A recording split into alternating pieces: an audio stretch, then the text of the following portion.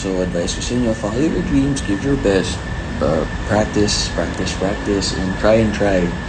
Basta wala kayong ginagawang masama, susundin niyo yung batas ng Diyos, ng tao, sa mga magulang ninyo. Kung underage kayo, kung off-age naman kayo, pag-isipan niyo maigi, be a responsible person, artist, professional, kung ano man tawagin dyan. And hopefully mahanap niyo yung happiness niyo. Kasi mahirap talaga yung nagtatrabaho ka pero hindi mo in-enjoy yung ginagawa mo, yung mga kasama mo. Mahirap yun. Just, the best health is happiness, and the best wealth is health. So, alagaan niyo yung sarili niyo. Pag bata pa kayo, parang kay Superman, mabilis lumalang, pero pag tumatanda na, mahirap.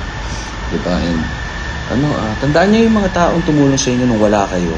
Kasi, umangat kayo, bumalik kayo sa wala, nandiyan pa rin sila. Pahalagahan niyo. Huwag kayong makalimot sa pinanggalingan niyo at sa mga tumulong sa inyo. Yun lang yung best advice ko. Enjoy!